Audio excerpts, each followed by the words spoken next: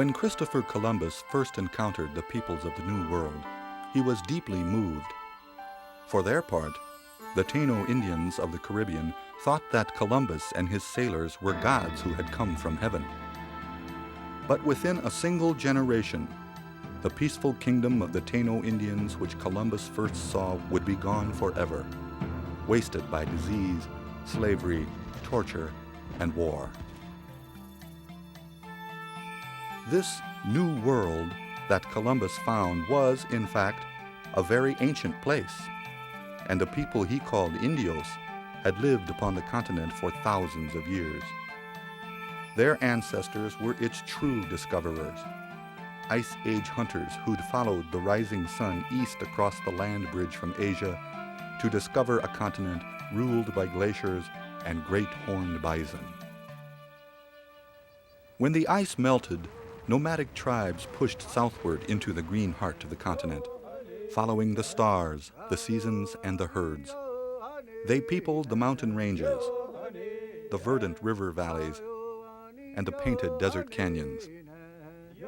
They fashioned languages and customs as varied as the feathers of the birds, yet between them ran spiritual roots buried deep in the earth. And then, after centuries beyond number, the white man came in search of wealth and power. 2 million Indians would endure 4 centuries of struggle before the sun finally set upon their free dominion. These European settlers came in wave upon wave to occupy Native American lands. In the bellies of their ships, the Europeans carried horses, guns, and disease. And in their hearts, they carried a belief in their destiny to rule the Americas from the Atlantic to the Pacific.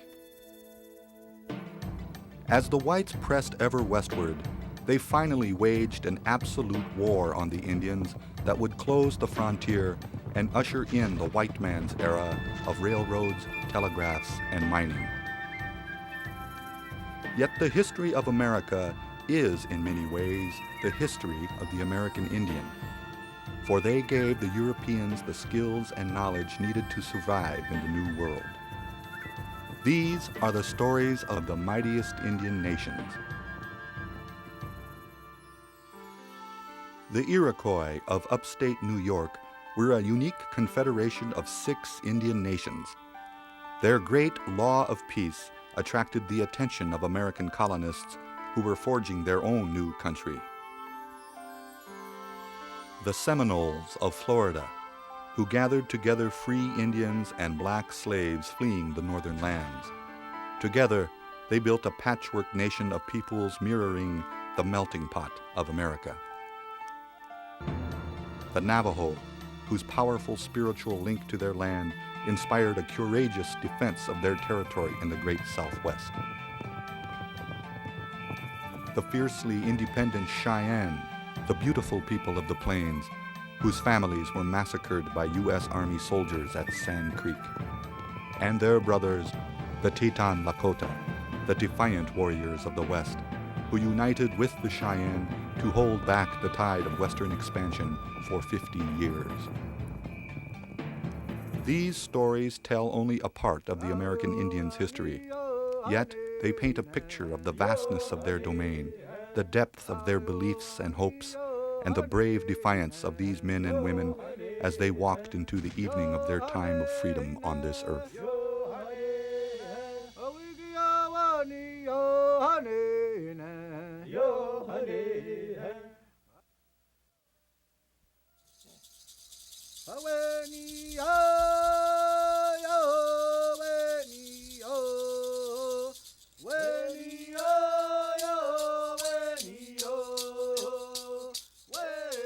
In upstate New York lies a land where 100 rivers and lakes weave through dense green forests and misty, languid swamps.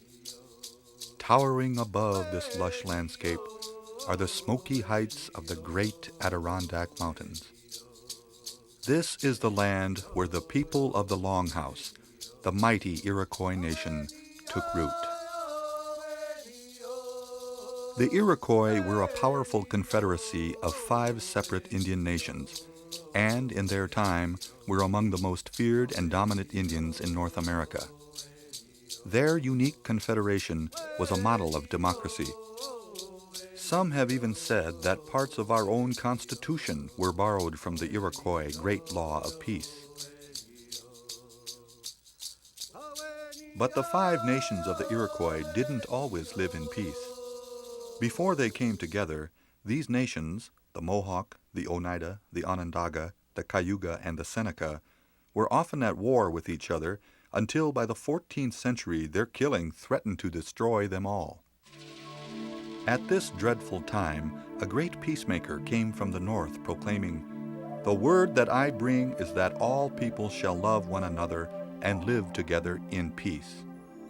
Together with the great Mohawk chief Hiawatha, the peacemaker traveled to each of the 5 nations to proclaim his message. But within the Onondaga nation, there lived an evil chieftain named Tadadaho who terrorized his people with deadly magic. His face was cruel and his hair was matted like a mass of writhing snakes. He scorned these peacemakers, but finally the peacemaker and Hiawatha held a council with Tadadaho and worked their own magic on him.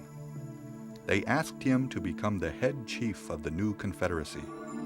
Tadadaho agreed, and the great peace was begun. The establishment of the Confederacy brought a newfound sense of security to the Iroquois. The times of peace were good, and the Creator provided the people with their 3 sisters, corn, beans, and squash, to sustain them. The women of each clan were the farmers, and every spring they planted the 3 sisters in the fertile fields while the men hunted and fished in the forests and lakes that surrounded their land. Women held great power, for the Iroquois traced their ancestry through their mother's lineage, and the head mothers, not the men, appointed the chiefs of each clan. Growing seasons ended with great festivals of Thanksgiving. The gathering of maple sap, the harvest of berries and beans, and the cutting of the corn were all celebrated with feasts and religious dances. Iroquois history was recorded on wampum belts, woven with beads of shells. Every council decision and every treaty with the whites was sealed with an exchange of wampum. The dust fan wampum was one of the most revered, brought out whenever the Iroquois Constitution was recited. The founding of the Confederacy brought peace between the 5 nations and led to peace throughout the nations of the Northeast.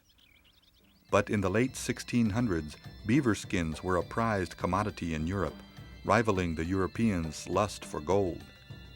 Realizing this, the Iroquois sought to monopolize the trade in pelts.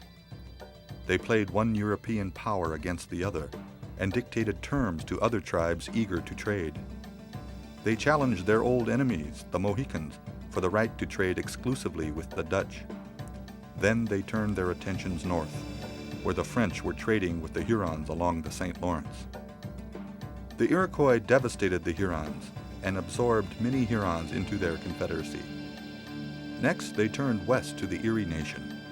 In a bloody 3-year war, the Erie were defeated and also absorbed into the Confederacy. Now expanding to the south, the Iroquois encountered the Tuscarora tribe in the Carolinas. The Tuscaroras were being driven from their lands by white settlers, so the Iroquois invited them into their great confederacy. The Tuscaroras migrated north and became the 6th nation of the Iroquois. By the mid-1700s, the Iroquois Great Law of Peace was attracting the attention of some of the most far-sighted American colonists. Benjamin Franklin, who worked as a British envoy to the Indians, was deeply impressed with the Iroquois form of government.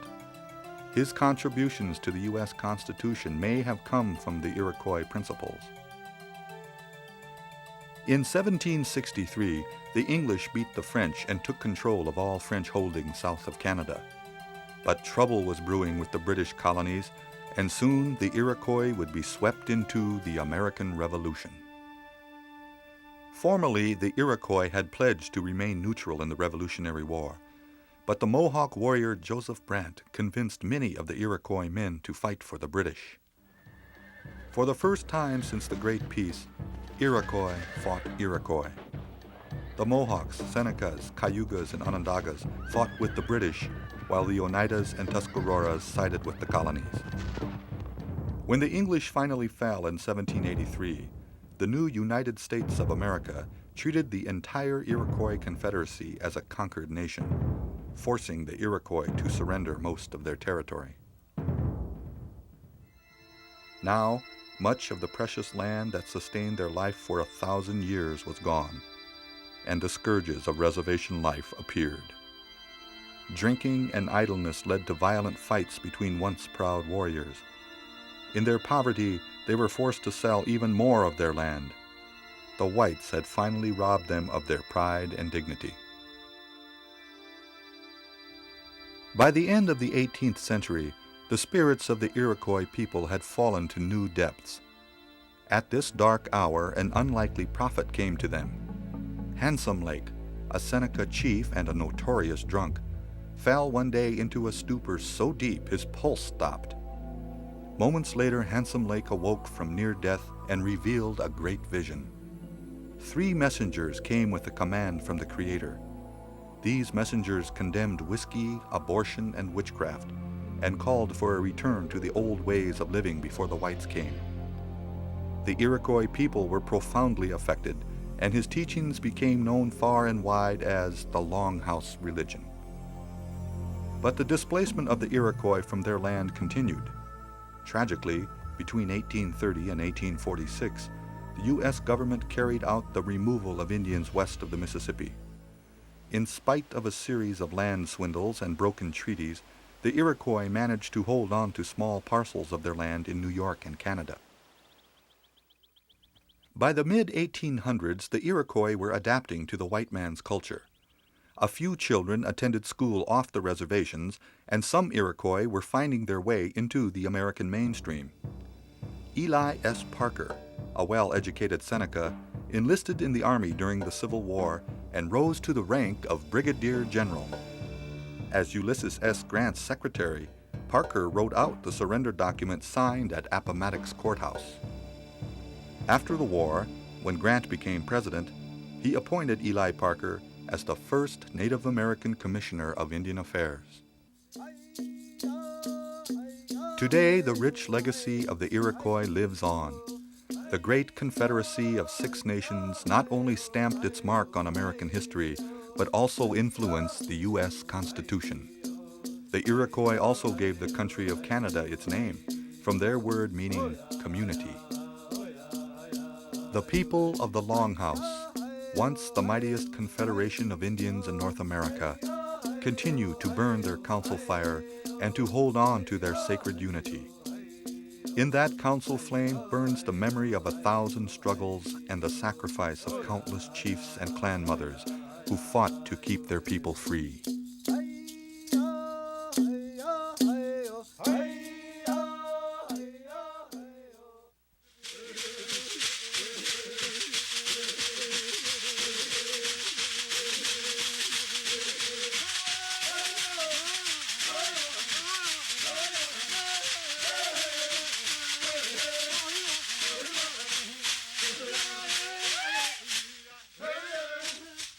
In a great peninsula at the edge of the continent lies a land of lush green forests and deep meandering swamps. Bordered on the east by the mighty Atlantic and on the west by the Gulf of Mexico, this is Florida, land of the great Seminole Nation. It was here that the Seminoles fought the longest resistance to U.S. expansion by any Indian nation. It took 3 wars, half the U.S. Army, and over $30 million to subdue the proud and defiant Seminole people. To this day, the Seminoles remain the only Indian nation that never signed a document of surrender with the U.S. government. Florida's first people, the Timucua, Calusa, and other tribes, were virtually wiped out by war and disease brought by the Spanish and British in the 16th and 17th centuries. Then, in the early 1700s, a wave of refugees came to Florida from the north, fleeing from the expanding British colonies. They were Creek Indians driven off their lands by settlers and African slaves and other Indians escaping slavery. In the lush grasslands of Spanish Florida, these Indians and blacks began to merge into one people known as the Seminoles. Their name came from the Creek word Seminole, meaning runaway or wild. And for many years, these runaways lived together in the untamed land of northern Florida. Blacks formed their own towns side by side with Indians, some free, some enslaved to Indian masters. Life centered around Seminole towns, or tawas. They worshipped the master of breath, embodied in the sun, and took names for their clans from the world around them. Names like alligator, turtle, snake, and maize. Every summer, at harvest time, the Seminole people gathered in town squares to celebrate the new year with the Green Corn Festival. After 8 days of dancing, sweat baths, and purification, the priests swept the old ashes from the fire pits. Then they started a new fire in the town square, and all past grievances were forgiven. Medicine men carried hot coals from the town fire to each home, and on every hearth the people roasted green corn. In the warmer climate of Florida, Seminole farmers began to grow large groves of oranges, and many learned the ways of horse ranching and slaveholding from their European neighbors. The Seminole chief, King Payne, even owned a plantation with 20 slaves, 1,500 head of cattle, and 400 horses. But then, in 1776, American colonists revolted against British rule. England created chaos by proclaiming freedom for all African slaves. More and more African runaways fled south to join the Seminoles. American slaveholders grew angry and nervous about whole towns of black Indians living at their southern doorstep. After the Revolutionary War, Americans began crossing the Florida border to settle on Indian lands. Slave traders raided Seminole villages, kidnapping anyone who looked black. Infuriated, the Seminoles struck back. In 1817, the American government sent Army General Andrew Jackson down south on a mission to recapture runaway slaves. Jackson's troops illegally crossed Spain's Florida border and burned Seminole villages, confiscated livestock, and destroyed food stores. The Seminole people fought back, their numbers tripled by New Creek refugees from the north. That November of 1817, the Seminoles ambushed a boat carrying women, children, and 40 soldiers on the Apalachicola River, and all but 13 whites were shot dead. This marked the beginning of the First Seminole War. Once again, Andrew Jackson marched into Florida. Jackson and his troops destroyed more Seminole towns, and the Seminoles fled further south. Jackson's victory in the First Seminole War led Spain to sign a document with the United States for the sale of Florida. The Seminoles were coerced by the U.S. government to sign a treaty and were pressed onto a large reservation in central Florida. These new lands were swampy and unfit for farming, game was scarce, and government rations in short supply. The officer in charge of the reservation reported, "They are in the most miserable situation, and unless the government assists them, many of them will starve to death." In this hour of desperation, one warrior rose to lead the Seminoles in their second war of resistance. His name was Osceola, and he soon became one of the great leaders in American Indian history. In 1834, the government tried to get the Seminole chiefs to sign a treaty for their removal to Oklahoma.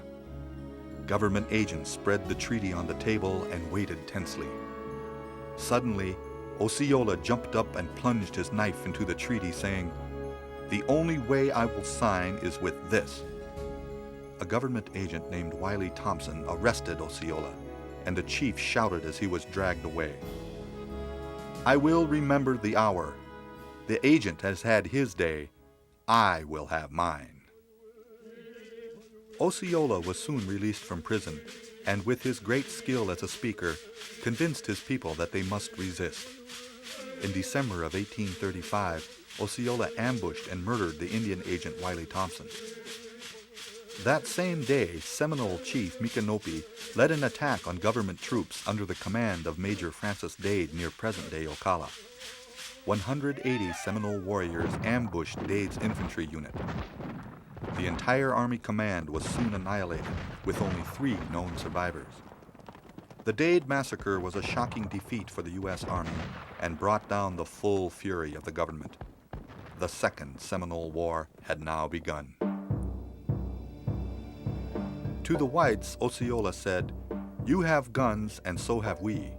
Your men will fight and so will ours until the last drop of the Seminoles' blood has moistened the dust of our hunting grounds." At the end of a bloody and futile year of fighting, the U.S. had nearly one-half of its army in Florida. General Jessup called Osceola to meet under a flag of truce, but then double-crossed him and threw the great leader into prison in St. Augustine. 3 months later, broken-hearted and severely ill, Osceola died in prison in Fort Moultrie, South Carolina. Osceola's death was a horrible setback to the Seminole resistance, and the Army continued its relentless war against the people, pushing the Seminoles deeper and deeper into Florida's southern swamps and Everglades. Perhaps 500 Seminoles remained in Florida, nearly invisible in the deep swamps. Their lands often covered with water, they lived by hunting and gathering, and by raising vegetables in small plots above the waterline. They built elevated homes, and they learned to avoid the deadly water moccasins that occupied their swamps. But civilization occasionally discovered isolated bands. In 1855, in an effort to agitate the remaining Seminole people, a U.S. surveying party raided the garden of Billy Bowlegs, the last of the Seminole chiefs. The government agents confiscated what they could carry and burned the rest. Bowlegs led his people on in resistance against the army for 3 years, but finally, outnumbered and out of resources, Bowlegs and his followers surrendered and were sent west of the Mississippi. Yet several hundred Seminoles managed to stay behind in the vast, uncharted Everglades. The government finally gave up pursuit of these last free Seminole Indians, and to this day, they never formally surrendered. Like the melting pot that became America, the Seminoles are a patchwork of different peoples and cultures. They are Indians, African slaves, and other refugees united in a struggle to create a separate nation. A proud and defiant people, the Seminoles remain today the only unconquered Indian nation in the United States.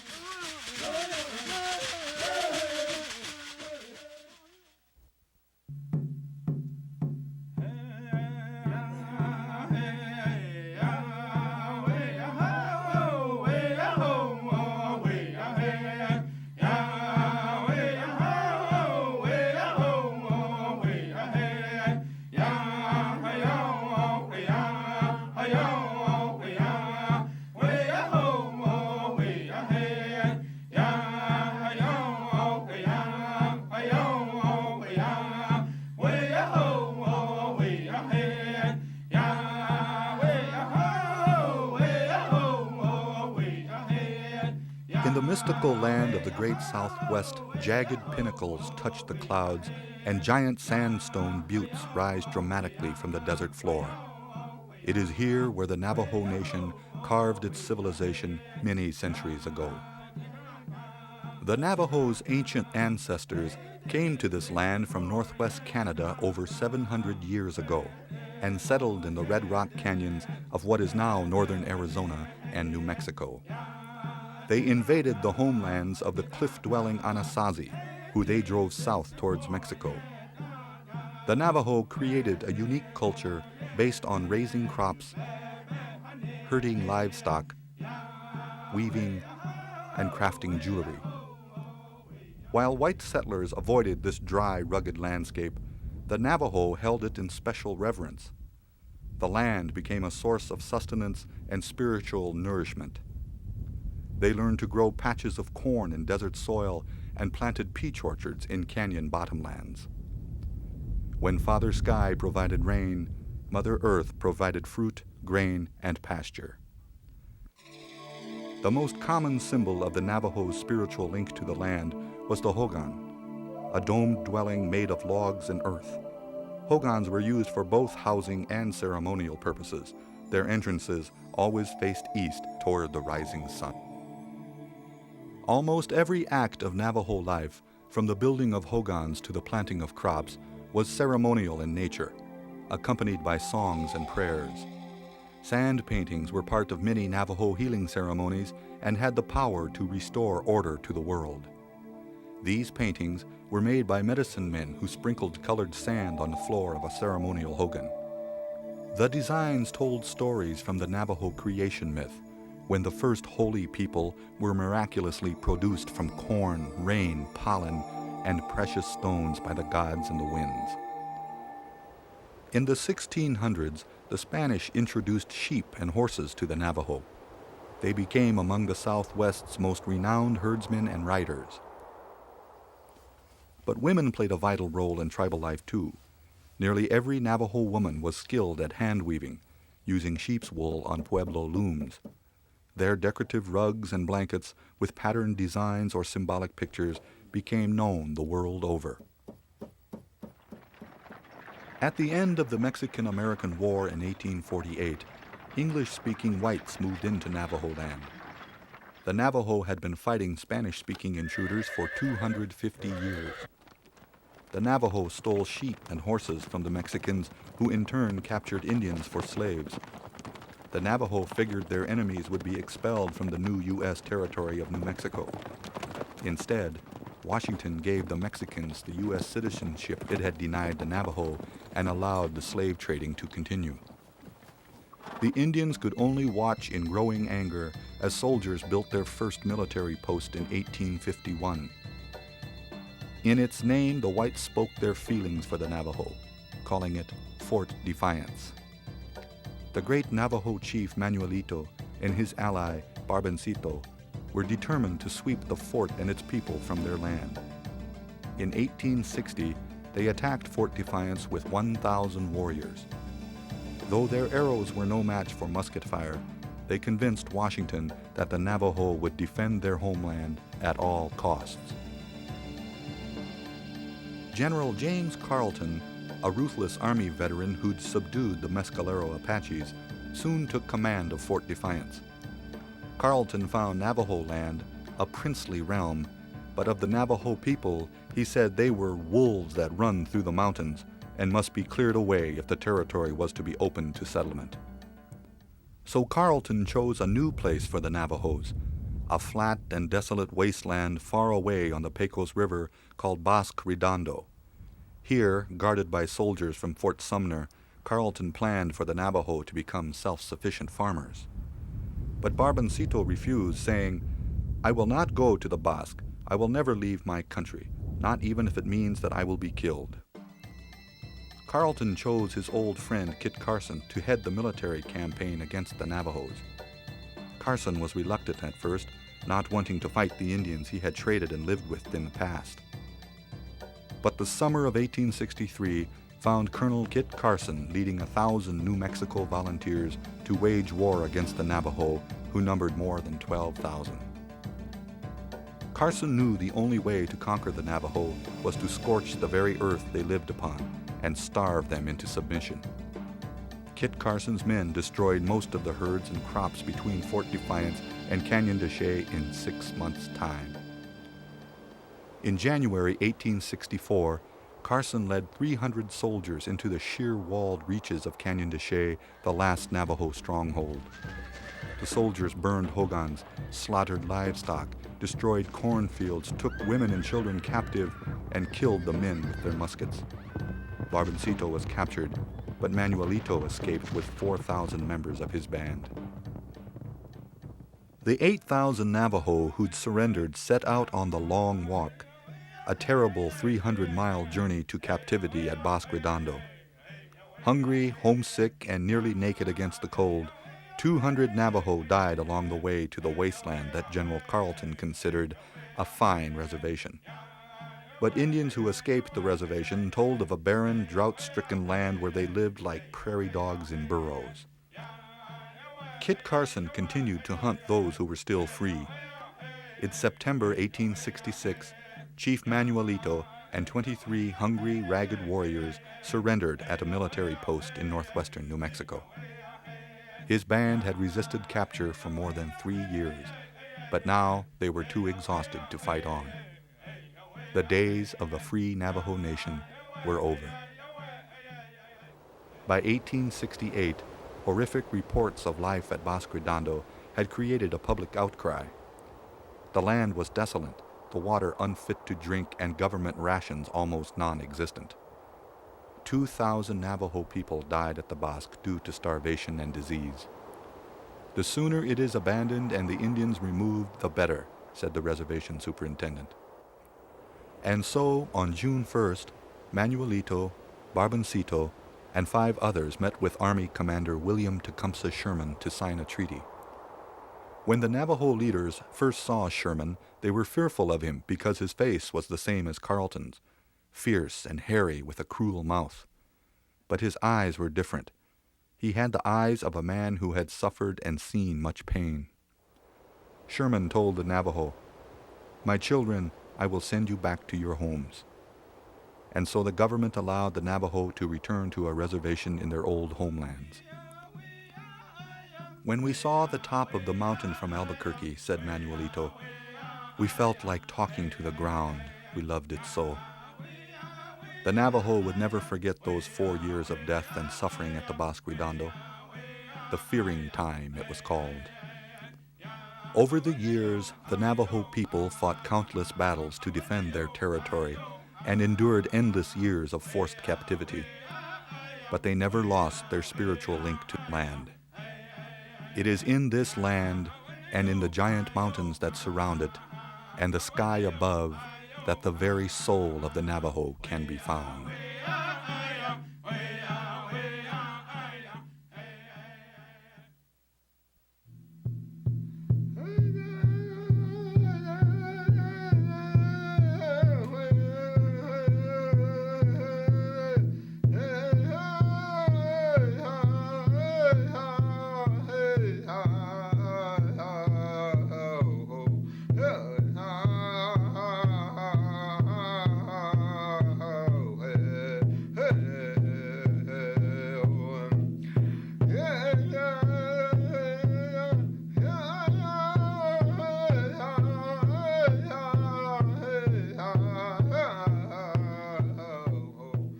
It was the Cheyenne and Teton Lakota who fought the hardest for their land and lives, and these 2 nations would be the last to ride in freedom across the Great Plains. Here, the vast prairies stretched from Texas to Canada and from the Mississippi River to the Rocky Mountains. As the mightiest of Plains tribes in the 19th century, the Cheyenne and Teton Lakota shared a similar way of life. They were horse warriors who built teepee villages, and they had many of the same ceremonies and rites. And to each of them, the American bison was life, a gift from the Great Spirit. By 1850, millions of buffalo moved like a dark living sea across the land. This was truly the buffalo's kingdom, and the Indians who followed the herds cast only a small shadow under the sky. For the Teton Lakota and Cheyenne, the bison was endowed with supernatural powers, and they took from the herds all they needed for their existence. They killed only enough animals to supply their needs for the winter. They stripped the meat carefully to dry in the sun, storing bone marrow and fat in skins, treating the sinews for bowstrings and thread, and curing the hides for teepee covers, clothing, and moccasins. The Cheyenne thought of themselves as the beautiful people. For centuries, they lived as farmers and potters in the great pine forests above the source of the Mississippi. But the Lakota and Ojibwas drove them onto the high plains in the 1700s. In time, they abandoned planting and followed the roaming buffalo. The Cheyenne were fiercely independent and were among the most feared warriors in the West. Their famous Dog Soldiers Warrior Society was a powerful military organization. Half the warriors of each band were members, and they roamed at will over a large territory, hunting and raiding. The Cheyenne were known for their advanced religious beliefs. They held a life-renewing Sundance ceremony every midsummer, after the tribes left winter camps and gathered for the buffalo hunt. It was their most important religious ritual, a thanksgiving to the mysterious power and the rebirth of life on earth, the return of the season of growth. But by the end of the Civil War, there was a force on the plains racing like a storm cloud from the east. It would soon change the century-old life of the Cheyenne people. Covered wagons streamed across the prairie, cattle grazed the grasslands, and whites began to slaughter buffalo for their hides, and sometimes just for pleasure. Soon hundreds of buffalo bones lay scattered on the southern plains, their uneaten flesh rotting in the hot prairie sun. After the territory of Colorado was created in 1861, whites wanted to open the entire land for settlement and to force the Cheyennes into submission. Colorado Governor John Evans declared war to press the Indians onto reservations. The district military commander, Colonel John Chivington, ordered his men to burn villages and kill Cheyennes wherever and whenever found. This preacher-turned-soldier said, "It is right and honorable to use any means under God's heaven to kill Indians that would kill women and children." But the Cheyenne peace chief Black Kettle said, "It is not my intention or wish to fight the whites. I want to be friendly and peaceable and keep my band so. I want to live in peace." Black Kettle had once shook the hand of President Lincoln in Washington, and he prided himself that he had never led a raid against the settlers. In fall of 1864, Black Kettle and fellow chiefs met with Evans and Chivington. They convinced the Cheyenne to move to Fort Lyon, where the Cheyenne could stay the winter under military protection. So Black Kettle led 600 of his people to a camp in the broad valley of Sand Creek in Colorado. But there, in the gray dawn of November 29, 1864, Chivington led his 3rd Cavalry on a senseless raid of murder and mutilation known as the Sand Creek Massacre. Most of Black Kettle's warriors were out hunting when 700 soldiers attacked the sleeping village. Black Kettle raised an American flag and a white banner over his teepee, but the troops shot everyone they found. Screaming Indians fled in all directions. A handful of warriors fought back, and the skirmishing continued for 4 hours along the creek. Then at noon, silence fell. 200 Cheyenne and Arapaho were dead, 2/3 of them women and children. 9 chiefs had perished, and though Black Kettle escaped unharmed, his wife was shot 9 times and left for dead. Chivington's boys, as he called them, paraded through Denver showing the scalps, severed arms, and legs of the Indians. But rumors of the atrocity spread, terrible enough to outrage the American public. Kit Carson, himself a battler of Indians, called it the action of a coward or a dog.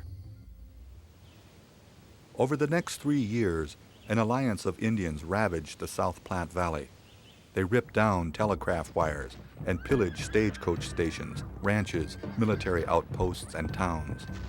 Scores of settlers were killed, their women and children dragged away as captives.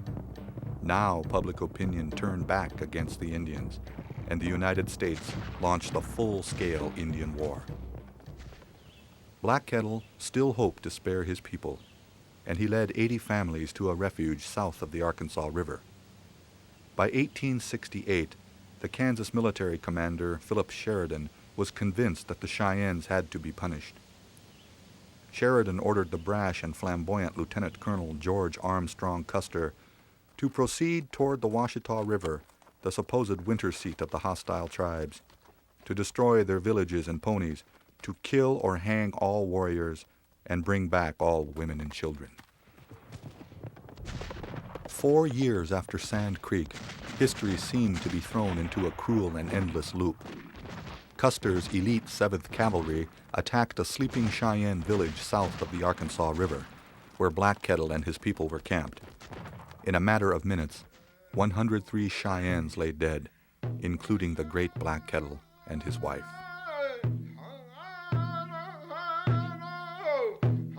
Cheyenne prophet Sweet Medicine once foretold of years of darkness for his people, the end of the buffalo and the coming of the white man.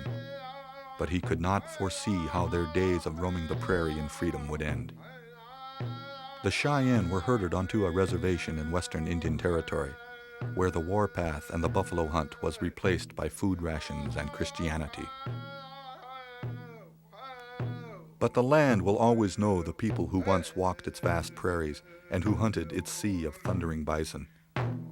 The Cheyenne were among the first to practice the concept of peaceful resistance. Their advanced religious beliefs and spiritual devotion served them well in their struggle to remain free.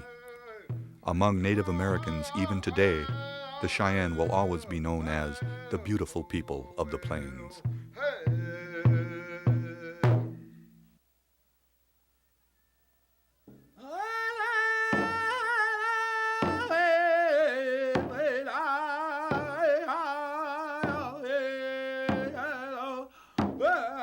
The most famous of North American Indians was the mighty Teton Lakota Nation. They dominated the heart of the Great Plains, from what is now Minnesota to Montana, from the upper Missouri River to the Platte River. They fiercely resisted the white man's rule for 50 years, holding back the tide of Western expansion until they could fight no more. The Lakota had originally come from the southeast woodlands, migrating along the Atlantic coast and then passing over the Great Lakes. They farmed and hunted in the upper Mississippi River area of Minnesota, until finally settling in the Great Plains in the early 1700s. The Lakota built a free-ranging lifestyle around two animals, the buffalo and the horse. They depended on the buffalo for food, clothing, and lodging. It was an animal endowed with supernatural powers, a gift from the Wise One above. The Hesapa, called by the settlers the Black Hills, became the sacred heart of the Lakota Nation. Warriors traveled to Hesapa, sought visions, communed with the Great Spirit, and received their spiritual power or medicine. But Lakota medicine would be powerless in the face of the white man. By the early 1860s, the Lakota had lost most of their land through treaties. All that remained in their possession was the sacred Hesapa and some hunting grounds in Montana. Yet in 1866, the whites came to them again, this time for permission to make a great road through the Powder River country to the newly discovered gold fields of Montana. The great Lakota chief, Red Cloud, hated the idea of an immigrant road through the Lakota's last hunting ranges. "When the white man comes in my country, he leaves a trail of blood behind him. I have two mountains in that country, the Black Hills and the Bighorn Mountain. I want the Great Father to make no roads through them." The request for permission was only a sham. Soldiers were already on their way to secure the road with a line of forts. Red Cloud put steel to his threat, and for the next 2 years, the Lakota held the troops under virtual siege. No wagon train, civilian or military, was safe on the Bozeman Trail, and Lakota raids claimed 154 lives. In the spring of 1868, General William Tecumseh Sherman came to Fort Laramie to make a peace treaty with Red Cloud. But the Ogallala leader sent a message saying, "When we see the soldiers moving away and the forts abandoned, then I will come down and talk." Reluctantly, the War Department complied. The Bozeman Trail forts were abandoned. Red Cloud rode triumphantly into Fort Laramie and signed a treaty declaring Powder River country and the Black Hills unceded Indian territory. In return, Red Cloud promised to go on the reservation, where he would never lift his hand against the whites again. For 8 years, the Lakota would try to forget the whites. But in the summer of 1874, Lieutenant Colonel George Armstrong Custer led 1,200 men on a gold hunting expedition into the Black Hills. Custer sent reports to the eastern newspapers of gold from the grassroots down. The Indians watched a torrent of riotous prospectors pour into the sacred heart of their nation, in complete disregard for the treaty the whites had made.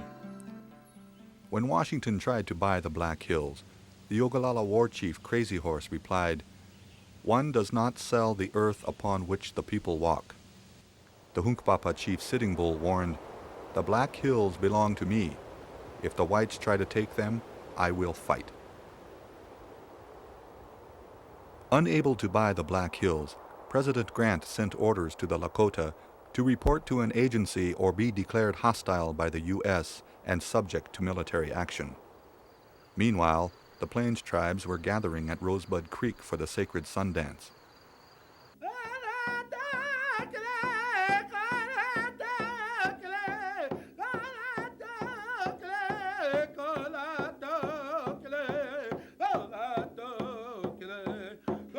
Amidst the chanting and swirling warriors, Sitting Bull made 50 skin offerings in each of his arms until his blood flowed around him and he fell into a trance. When he awoke, he told of a vision. "I saw soldiers and some Indians on horseback, coming down like grasshoppers, with their heads down and their hats falling off.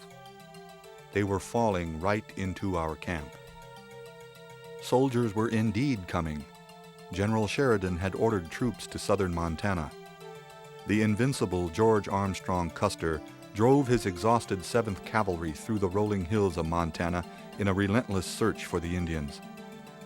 Finally, on the morning of June 25, 1876, Custer found his prey, camped in a valley of the stream the Lakota called Greasy Grass, but which the whites would remember as the Little Bighorn.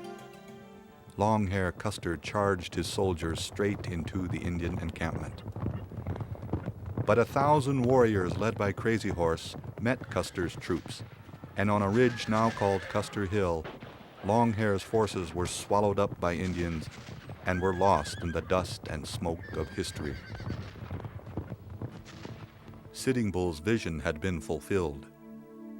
The Indians soon broke into small bands and scattered to the winds. Crazy Horse's Ogallala kept up their attacks, and Sitting Bull led his Hunkpapas to Canada. That fall, the Lakota were forced to sign away their right to the Powder River and Haisapa. The government said that they had violated the treaty by going to war with the U.S. Promised a reservation in the Powder River country, in May of 1877, Crazy Horse marched his band of starving Ogallalas to Fort Robinson. They came singing peace songs, and Crazy Horse threw down 3 rifles, giving up the warpath forever. But as Crazy Horse was brought into Fort Robinson, a soldier bayoneted him in the back. To the north, a commission came to lure Sitting Bull back from Canada, offering to pardon his war crimes in return for surrender. The Hunkpapa leader refused, asking, "What have we done that you should want us to stop? It is all the people on your side who started us to making trouble. If we must die, we die defending our rights." Canada refused them a reservation, and his people were homesick and weary of cold and hunger. In July of 1881, Sitting Bull and his followers crossed the border. Over the next 10 years, the last of the Lakota were brought onto the reservations, and in all the vastness of the Great Plains, not a herd of buffalo could be found. Sitting Bull joined Buffalo Bill Cody's Wild West show, selling autographed photos of himself to gawking children all across the continent. The show's finale was a reenactment of the Battle of the Little Bighorn, and the terrible Indian wars were now only an entertainment for the victor. On the reservation, warriors lived on rotting scraps and dreams of their past. Inevitably, a prophet came, telling of a new Messiah coming to bury the whites beneath the earth and bring the Indian dead to life. The hunting grounds would be restored, and the land would once again be heavy with buffalo. This prophet was a Nevada Paiute medicine man named Wovoka, and his ghost dance religion swept across western reservations like a prairie wind, the dance lifting broken warriors into its trance. Wovoka's followers donned ghost shirts that would stop the white man's bullets. Fearing a new Indian uprising, Major General Nelson Miles ordered troops onto the Indian agencies. Though Sitting Bull was openly skeptical of the new religion, the whites thought he was to blame for disturbances and ordered his arrest. On the morning of December 15th, 43 Indian police led the Hunkpapa chief from his cabin. Shots were fired, and Sitting Bull fell to the ground, dead. Another band of soldiers had gone in search of the Miniconjou chief Bigfoot, whose people had gone to the Badlands where they could perform the ghost dance without fear. The Bluecoats caught up with them, and the Indians and the soldiers camped for the night beside Wounded Knee Creek. 500 soldiers stood guard over 350 men, women, and children. At sunrise, the army began disarming the Indians. Somehow, a rifle went off and a soldier fell dead, and both sides opened fire at once. The army cut down half the men with its first volley, and rapid-fire cannons rained shrapnel from the hills. Indians ran and were shot down like buffalo. When the smoke blew away, 153 men, women, and children of the Lakota Nation lay dead, their blood flowing together with 25 corpses from the 7th Cavalry. The ghost shirts had been powerless, and the snows fell for 2 days, softly muffling the moans of the dying. On New Year's Day of 1891, the frozen dead of Wounded Knee were gathered in wagons and buried in a mass grave. Lakota shaman Black Elk said many years later, "I can still see the butchered women and children lying heaped and scattered, and I can see that something else died there in the bloody mud and was buried in the blizzard. A people's dream died there. It was a beautiful dream." But the legacy of the Teton Lakota still commands deep respect and admiration today. Their fight for survival against the U.S. Army at Little Bighorn created a legend, yet ultimately led to their final defeat. The spirit of the Lakota, a proud people who poured forth their blood to preserve a way of life, will endure long after the stories of battle are forgotten.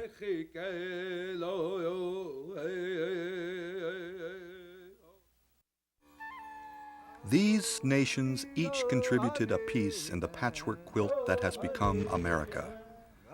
From the Iroquois Great Law of Peace, which influenced the writing of our Constitution, to the Cheyenne concept of peaceful resistance, these great Indian nations built a heritage that still inspires new generations of Native Americans. They will always be a vital part of the American adventure.